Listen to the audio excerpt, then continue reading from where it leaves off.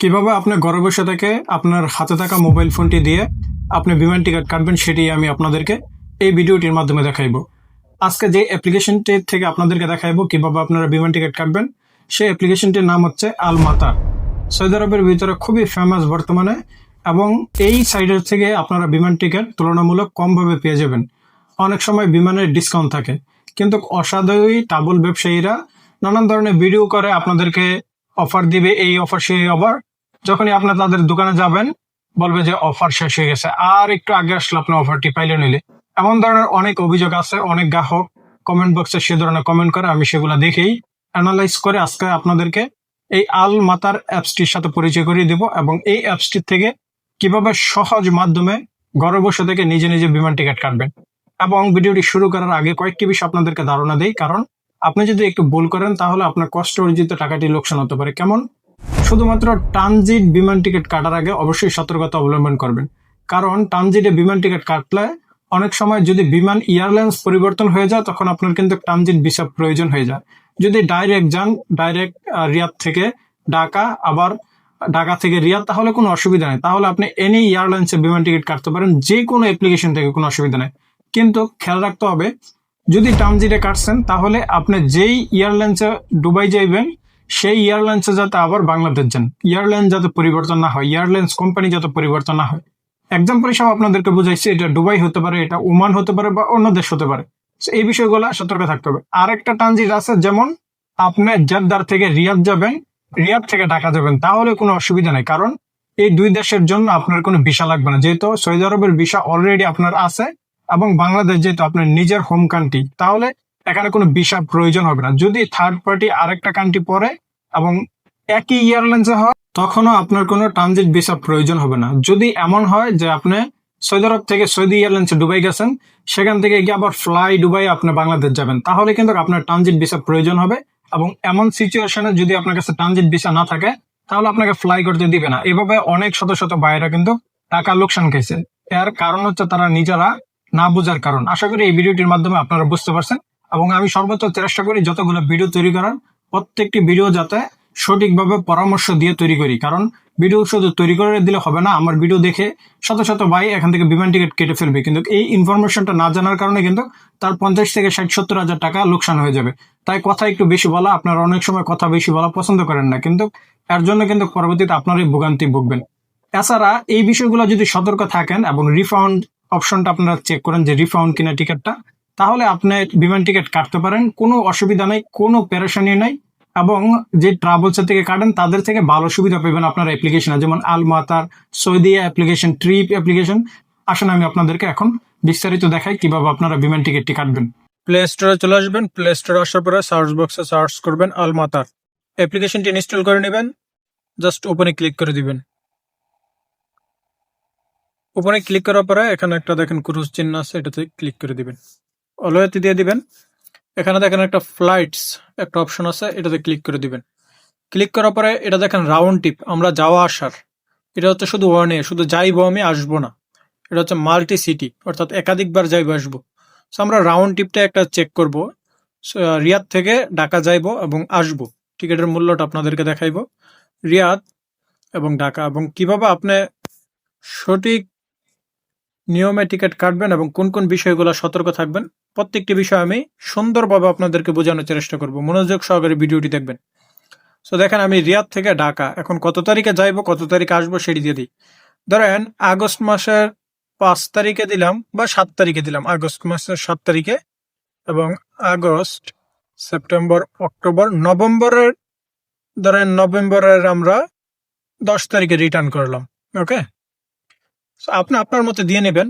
এখানে আপনারা অনেক কম মূল্যে, অনেক হাই মূল্যে একাধিক এয়ারলাইন্সের টিকিট পেয়ে যাবেন। সো দেখেন, সব থেকে চিপ, একদম ডাইরেক্ট, এটা হচ্ছে আপনার আপনার ইকোনমি ক্লাসেরই 1786 রিয়াল। আবারও দেখেন 1786 রিয়াল, রিয়াদ ইয়ার, এটা কিন্তু নতুন একটা এয়ারলাইন্স, রিয়াদ ইয়ার 1786 রিয়াল। আপনারা আরো এখানে চেক করতে পারবেন, একাধিক এয়ারলাইন্স থাকবে। এবং আপনারা যদি মন মতো না হয়, আপনারা এখান থেকে ডেটটা একটু চেঞ্জ করে নেবেন, একদিন আগ পিছে করে দিবেন, তাহলে দেখবেন যে আপনারা আরো অনেক সস্তাতে পেয়ে যাবেন। সো এটা ডাইরেক্ট 1786 রিয়াল। আমি এটা দিয়ে আপনাদেরকে দেখাই, এটাতে ক্লিক করলাম। ওকে, সো এটাতে আমি কি কি মালামাল নিতে পারছি সেটি আপনাদেরকে দেখাইবো। এখানে দেখেন 1786 রিয়াল, কিন্তু আমরা এখানে মালামাল নিতে পারতাছি 25 কিলো এবং হ্যান্ডব্যাগে 7 কিলো এবং ছোট একটা ব্যাগে 5 কিলো। অর্থাৎ আপনি দুইটা ব্যাগ নিতে পারবেন। 5 কিলো একটা ল্যাপটপ ব্যাগ অথবা কান্দের ব্যাগ কান্দে নিবেন, আর একটা হচ্ছে ট্রলিতে 7 কিলোর জায়গাতে আপনার 10 কিলো নিলে অনেক সময় সমস্যা নাই, কিন্তু যেটা মাপ সেটা মতোই নেওয়া সব থেকে বুদ্ধিমানের কাজ। তাহলে আপনি 25 কিলো মালামাল নিতে পারতেছেন। কিন্তু নিচেরটা একটু লক্ষ্য করুন, যদি 130 রিয়াল আরো প্লাস করেন তাহলে আপনি 30 কিলো মালামাল নিতেছেন, হ্যান্ডব্যাগে 7 কিলো নিতে পারতেছেন এবং স্মল ব্যাগ একটা কান্দের ব্যাগের ভিতরে আপনি 5 কিলো মালামাল নিতে পারতেছেন। অর্থাৎ আপনার হাতে করে দুইটা লাকেজ কিন্তু নিতে পারবেন, একটা হচ্ছে লাকেজ আর একটা হচ্ছে কান্দের ব্যাগ। এখানে বিষয়টা আপনাকে বুঝতে হবে, কারণ টিকিট কেটে ফেললে শুধু চলবে না। যদি আপনি 285 রিয়াল প্লাস করেন তাহলে 35 কিলো মালামাল নিতে পারতেছেন। তো যাই হোক, আমরা ধরেন 25 কিলো মালটা দিয়েই চেক করলাম 1786 রিয়াল। কন্টিনিউ। আপনাদের যদি মাল একটু বেশি লাগে আপনারা বেশিটা নিয়ে নেবেন। এটা হচ্ছে আসার সময়। আসার সময় আপনি সেমি পাচ্ছেন 25 kilo plus 7 kilo plus 5 kilo, তাহলে আপনার টোটাল মাল পাচ্ছেন 30 কিলো। 37 কিলো মালামাল আপনি নিতে পারতেছেন। ওকে, যাওয়ার সময় 37 কিলো, আসার সময় 37 কিলো। কন্টিনিউতে ক্লিক করলাম। কিন্তু একটা বিষয় অবশ্যই চেক করতে হবে, সেটি হচ্ছে রিফান্ড পলিসি, অর্থাৎ ক্যান্সেল পলিসি। টাকা কিভাবে রিফান্ড করবে যদি সাপোজ কোনো রিজনে আমাদের টিকিটটি ক্যান্সেল হয়ে যায়, তখন করণীয় কি? দেখেন আমি এখানে ক্লিক করলাম, ক্লিক করে এখানে দেখেন ক্যান্সেল পলিসি একটা অপশন আছে। ক্যান্সেল পলিসিতে আপনি ক্লিক করে দিবেন।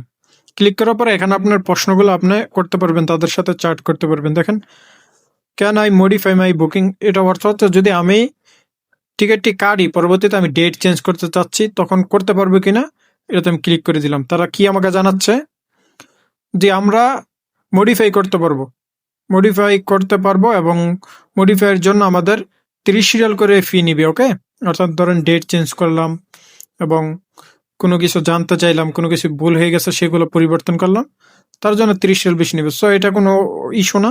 আরেকটা দেখেন, how can I cancel and get the refund from my booking, অর্থাৎ আমি যদি ক্যান্সেল করে দিই আমার টাকাটি কি রিফান্ড পাবো কিনা। সো তারা এখানে জানাচ্ছে যেটি, before cancelling please check your booking policy as the some booking are non-refundable. If you book the refundable, you can cancel it and together website or apps using cancellation button. So তারা যেটি জানাচ্ছে আমাদেরকে যে যদি টিকিটটি কেনার সময় আমাদেরকে জানতে হবে যে এই টিকিটটি রিফান্ডেবল কিনা। যদি রিফান্ড হয় তাহলে আমরা অ্যাপ্লিকেশন এবং ওয়েবসাইট থেকে ক্যান্সেল করে দিতে পারবো 24 ঘন্টার আগে, তখন আমাদের টাকাটি রিফান্ড করে দিবে। আর যদি 24 ঘন্টার পরে গিয়ে আমরা ক্যান্সেল করি তখন কোন এয়ারলাইন্স আপনাকে রিফান্ড করবে না। সো নিচে আরেকটি প্রশ্ন আছে, how can I get A refund or cancel the ticket. Sorry বন্ধুরা, এটি বলছে যে 48 ঘন্টা আগে এই টিকিটটি রিফান্ডেবল টিকিট, কিন্তু 48 ঘন্টা আগে আমরা ক্যান্সেল করতে পারবো। 48 ঘন্টার যদি সময় না থাকে তাহলে এই টিকিট ক্যান্সেল করলে রিফান্ড পাবো না। সো এই বিষয়গুলো আপনাদেরকে জানতে হবে, বুঝে টিকিটটি কাটতে হবে। সো এটি আপনাদেরকে দেখাচ্ছি, দেখেন ক্যান্সেল পলিসিতে চেক করে আপনারা পরে নেবেন, কারণ এক এক টিকিটের এক এক রকম থাকে। এটা রাস্তা দেখে আরেকটা টিকিটের যে থাকবে এমন কোনো কথা না। সো এটি আশা করি আপনাদেরকে বুঝাইতে পারছি। এখন দেখেন অ্যাড প্যাসেঞ্জার, এখন আমরা প্যাসেঞ্জারের ডিটেলস গুলো অ্যাড করে দিব। অ্যাড প্যাসেঞ্জার ক্লিক করে আপনার সকল ডিটেলস গুলো এখানে অ্যাড করে নেবেন। First name, last name, date of birth, nationality, passport expiry date. এখানে একটি অপশন পাবেন স্ক্যান। আপনার পাসপোর্টটা জাস্ট স্ক্যান করবেন, একটা ছবি তুলবেন, এভাবে ধরে সুন্দরভাবে একটি ছবি তুলে দেবেন।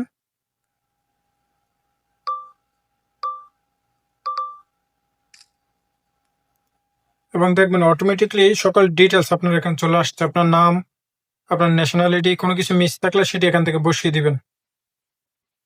এখানে ন্যাশনালিটিটা আসে নাই, সো আমি এখানে টাইপ করব, টাইপ করে বা এখানে সৌদি আরব দেওয়া আছে আমরা বাংলাদেশ দিয়ে দিব। এবং যদি কোনো ডেট অবশ্যই চেক করবেন, এক্সপায়ারি ডেট গুলো চেক করবেন, ডেট অফ বার্থ গুলো চেক করবেন। কোনো কিছু যদি মিস আসে তাহলে সেটি এডিট করে ঠিক করে নেবেন। অ্যাড প্যাসেঞ্জারে ক্লিক করে দিবেন। সো দেখেন আমাদের প্যাসেঞ্জারের ডিটেলস কমপ্লিট হয়ে গেছে। ডিটেলস দেওয়ার পরে এখানে ইমেল অ্যাড্রেসটি বসিয়ে দিবেন। ইমেল অ্যাড্রেসটি বসানোর পরে এখানে আপনার ফোন নাম্বারটি বসিয়ে দিবেন।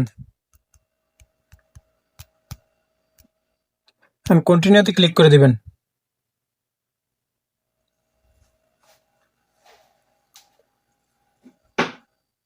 কন্টিনিউতে ক্লিক করার পরে এখানে বিভিন্ন অপশন আসবে, সিট চয়েস, সিট সিলেকশন, এগুলো যদি আপনার প্রয়োজন হয় আপনি চয়েস করতে পারেন। সো আমি এগুলা নিলাম না, কন্টিনিউতে ক্লিক করে দিলাম।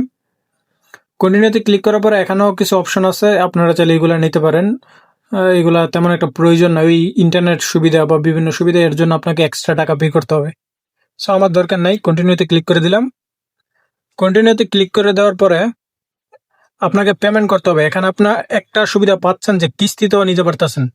4 মাসের কিস্তিতে নিতে পারবেন তাবি এবং তামারা থেকে, এবং 12 মাসের কিস্তিও আপনি পাবেন আরাজি ব্যাংক, এসএনবি ব্যাংক এবং সাব ব্যাংক থেকে। সো আমরা কিস্তিতে নিতে চাই না, যদি আমরা ডাইরেক্ট পে করে দিতে চাই তাহলে দেখেন মাদা অর ডেবিট ক্রেডিট কার্ড, এটি দিয়ে আমরা পে করে দিব। সো আমরা জাস্ট কন্টিনিউতে ক্লিক করব। কন্টিনিউতে ক্লিক করে দেওয়ার পরে এখানে আমাদের যে ব্যাংক কার্ড যার অ্যাকাউন্ট দিয়ে আমরা পেমেন্ট করবো তার নাম দিব, তার কার্ডের নাম্বারটি বসিয়ে দিব, ডেট অ্যান্ড এক্সপায়ারি ডেট দিব, এবং কার্ডে থাকা সিভিভি কোড দিয়ে পে করলে আমাদের কার্ড থেকে টাকা পে হয়ে যাবে। সো আমরা কিন্তু এভাবেই টিকিটটি কেটে ফেলতে পারি কোনো ঝামেলা ছাড়াই।